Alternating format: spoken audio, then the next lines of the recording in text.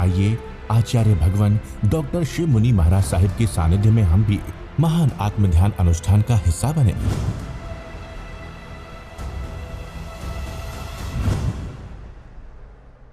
क्या महावीर को 12.5 वर्ष में कष्ट नहीं आए? महावीर के अपने कर्म थे, उसने भुगतान किया। घसुकमाल का अपना कर्म था, भुगतान किया। भगवान ऋषभदेव का अपना कर्म था, बैलों के छिक्के बांध दिए, 13 महीने तक भोजन नहीं मिला। हर जीव का अपना किया हुआ कर्म होता है। मेरा और आपका कर्म है, जो संयोग है कि आज हम इकट्ठे बैठे, इस स्थान पर इकट्ठे बैठे, और हमें सबसे बड़ा पुण्य अनुबंधी पुण्य, भगवान कहते हैं पुण्य की कतारों की कतारें लग जाए तब तुम्हें शुद्ध वाणी मिलती है, अरिहंत वाणी मिलती है। सम्मुसरण की वाणी यहाँ आती, भगवान की कितनी कृपा है।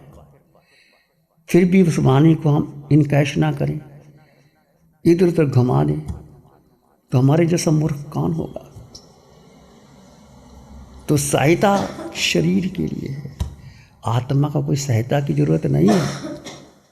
ये छोटी मोटी बातें आपने कही ना कि मैं सैर करने गया, मैं वहाँ गया, ये कोई बातें नहीं है, छुटपुट बातें हैं, जो कि महत्वपूर्ण बातें नहीं हैं। महत्वपूर्ण कहो कि शरीर और आत्मा में मेरा क्या स्थान है, शरीर का क्या आत्मा का स्थान है, और आत्मा को प्रमुखता दो, और आत्मा ही साथ जाएगी। सब छुट जाएंगी, जीव अकेला निकल के चला जाएगा। कौन रोता है किसी और की खातर है मेरे दोस्त?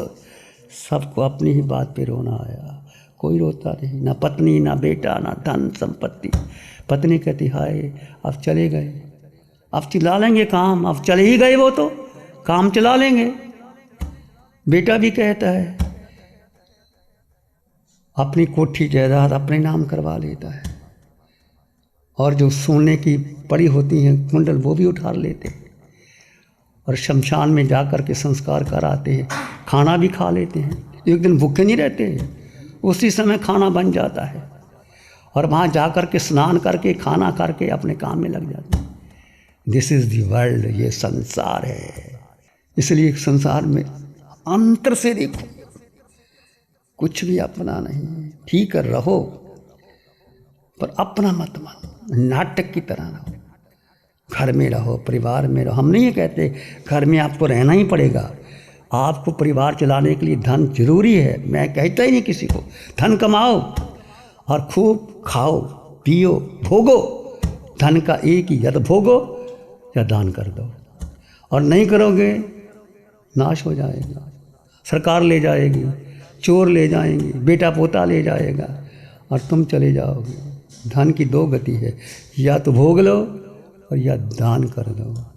और किसको कहाँ कैसे देना है ये तुम्हारा विवेक, तुम्हारी बुद्धि निर्णय करते हैं। भगवान ने हमें इतना दिया है, इतना दिया है, हम क्या भगवान को दे सकते हैं? बस जो भगवान ने दिया है उसको पचाएं, उसको आत्मसात करें। केवल चर्चा का विषय नहीं, आत्मा का अनुभव आ जाए। जितना जितना गहरा आत्मा का अनुभव आएगा, सुख बाहर है ही नहीं, सुख भीतर है, शक्ति भीतर है, ज्ञान भीतर है, आनंद भीतर है। इसको हम आत्मसात करेंगे तो ये चर्चा सी सहायता, बहुत बार सहायता ढूंढे हमने, सब चले जाते हैं कर्म के आगे, किसी के नहीं चलते। कर्म रो ऐसा नचाता, ऐसा नचाता है। हिंदुस्तान पाकिस्तान का बंटवारा हुआ, कितने लोग कटे मरे, लाशें बह गई। आज भी क्या हो, इजराइल में क्या हो रहा है, कैसे बम फेंक के जा रहे हैं इस धरती के टुकड़े के लिए। क्या वो लोग रहेंगे? नहीं जानते। बस थोड़ी सी बात के लिए किसी को गाली गलौज, निंदा, प्रशंसा। जब इलेक्शन होते हैं कितना एक दूसरे पर कीचड़ उछालते हैं, जो आरोप नहीं होता वो भी आरोप लगाते हैं। क्या ये कर्म बंधन का कारण नहीं? सब कुछ है, ऐसे ही है संसार। तो हमें संसार में बहुत समझ के, बच के, सोच के चलना चाहिए, और एक लक्ष्य, अपने आत्मा को समय दो, अपने को समय दो। उठो बैठो चलो सो खाओ, मैं कहाँ हूँ, उसका चिंतन करो। कहने का अर्थ है हम कुछ भी करें, मैं कहाँ हूँ, ये सारी साधना का सार है। तुम भोजन बनाते हो, तुम कहाँ हो भोजन बनाते समय? आप व्यापार धंधा करते, तुम कहाँ हो? मैं यहाँ प्रवचन दे रहा हूँ, मैं कहाँ हूँ? यदि मैं अपने में आगे कि मैं बहुत बढ़िया प्रवचन दे सकता हूँ तो मैं गया अपने काम से। ये तो मेरा, जैसे आपका व्यापार का काम है बहनों का भोजन बनाने का, हम भी भाई आपका खाना लेते हैं, आपका भोजन लेते हैं, आपसे कपड़े लेते हैं, सब कुछ लेते हैं, तो आधा घंटा हम भी आपको दे दें, कुछ 2 शब्द हमें सुनने को मिले, आपको सुना दें। हो सकता है 1 शब्द आपके जीवन में आ जाए। मुख्यतः बात यह है कि आप कुछ भी करो, तुम कहाँ हो सोचो, विचार करो, चिंतन करो। उठते बैठते चलते सोते खाते नहीं रहोगे, मुझे पता है नहीं रहोगे। तुम कहाँ हो, मैं कहाँ हूँ, अस्तित्व का बोध आ जाए। और एकदम नहीं आएगा, कई जन्म लग सकते हैं, एक जन्म में नहीं, पर शुरू तो करो, प्रयास तो करो, 1 कदम तो चलो, 2 कदम तो चलो, ज़्यादा महत्व मत दो। मैं यही कहता हूँ। अब हम 8 संत हैं, अपना अपना काम कर रहे हैं, मैं क्या कर रहा हूँ किसी के लिए? मैं कुछ भी नहीं कर रहा। ये सभी संत मेरे लिए भोजन लाते हैं, सब कुछ करते हैं, इज्जत मान देते हैं, मैं क्या करता हूँ किसी के लिए?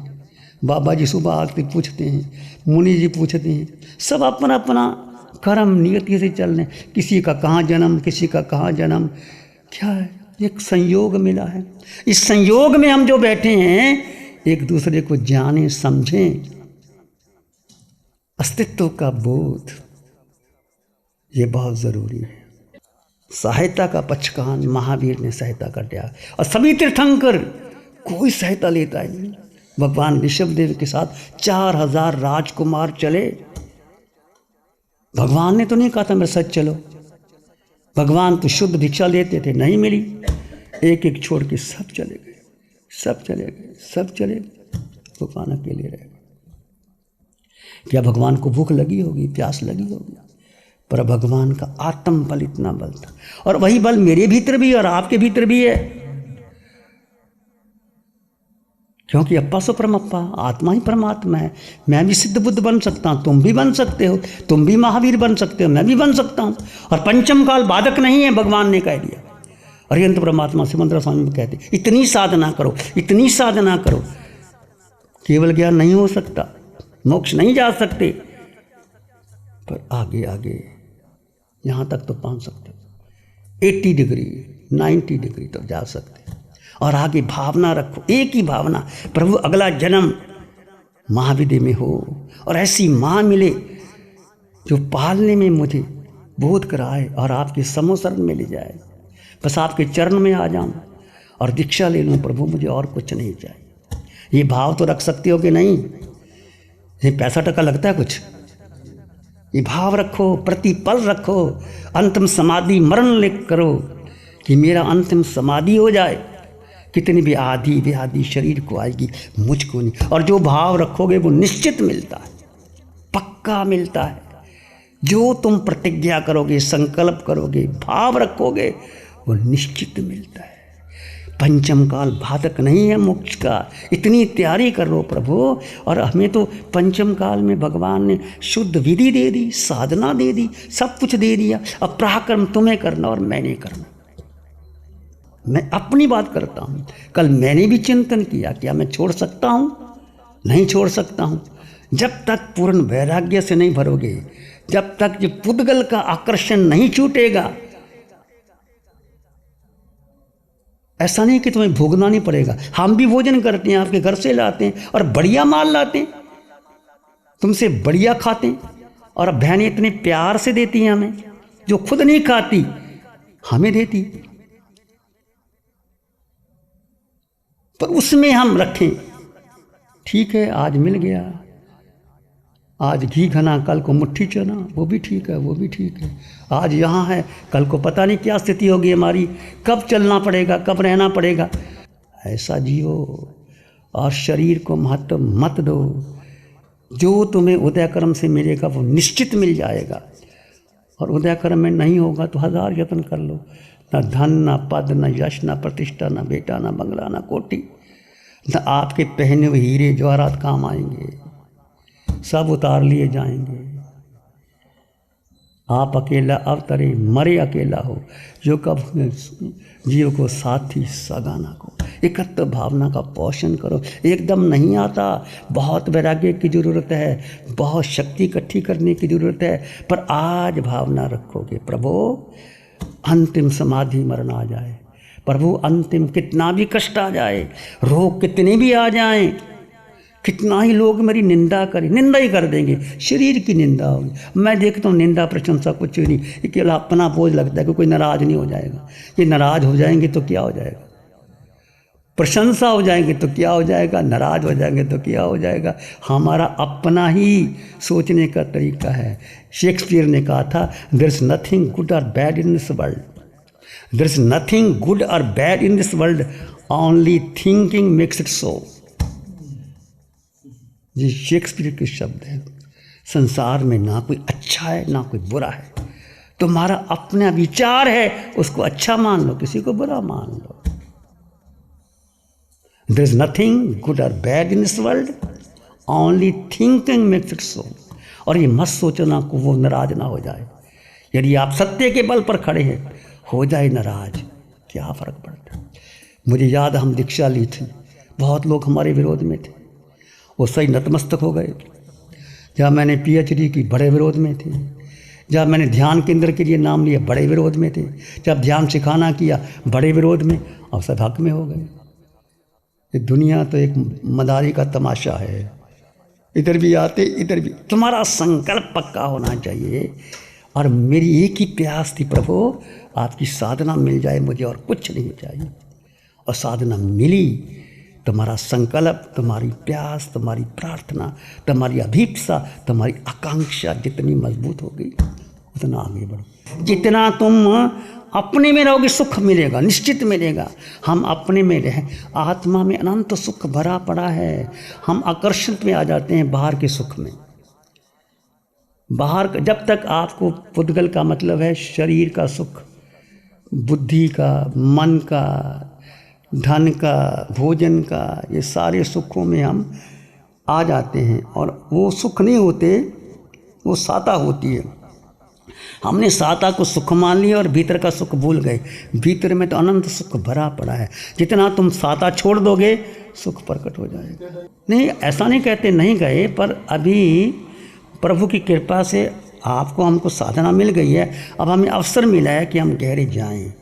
प्रभु ने कहा, ये पुरुषार्थ की, जितना पुरुषार्थ होगा उतना आगे बढ़ जाओ। ये हमारा भाग्य है, सौभाग्य है कि पंचम काल में अरिहंत परमात्मा महाविद्य क्षेत्र में विराजमान होकर के, चारों शासन देवों की कृपा और निशा जी का अथक प्रयास हमें मिल गया, फिर भी हम साधना ना करें, समय गवा दें, तो पुरुषार्थ तो आपको करना पड़ेगा, मुझे करना पड़ेगा।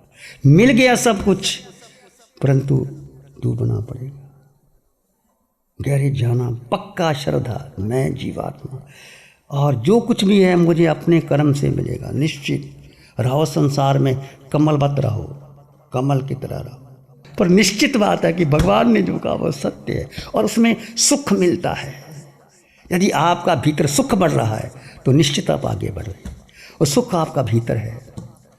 चाहे आपको कुछ भी, कोई आपकी निंदा कर दे, कुछ भी कर दे, शरीर में रोग भी आ जाए, पर आपका सुख बढ़ रहा है।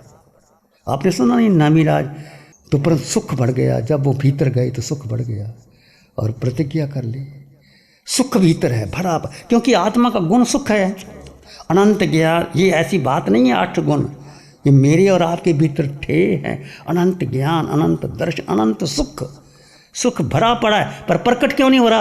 कि हमने बाहर को महत्व दे रहे हैं, बाहर की वस्तुओं को, व्यक्ति को, स्थान को, पद प्रतिष्ठा को, धन को, वैभव को, उसमें सुख ढूंढ रहे हैं। वो कैसे मिलेगा? तो भीतर जाना पड़ेगा। इसको ठुकरा करके ये सहायता पचकान किया, सहायता छोड़ दो तो देखो कोई ना कोई मार्ग अपने आप मिलेगा। आपका जो धर्म होगा, कर्म होगा, वो खींच के लेके जाएगा, कोई रास्ता मिलता चला जाएगा। और नहीं मिला तो मेरा कर्म है, जब कर्म आ जाएगा कि चले जाएंगे। एक अटल विश्वास रखो, ये जगत, ये संसार, ये एक बुलबुले का पानी है, बहुत बार भीगे, बहुत बार डूबे, अब नहीं डूबना। अब 4 गति 84 लाख जीवियों का अंत करना है। यह अवसर मिला है पंचम काल में। ऐसा परिवार, ऐसा धन, ऐसी वाणी, ऐसा सत्संग मिल गया तो और हमें चाहिए क्या। पंचम काल में कितनी उम्र है, 10 20 30 साल की, ज़्यादा किसी के ही नहीं। उसके बाद महावीर में जाओ, प्रभु की शरण मिल जाए, बस फिर कल्याणी।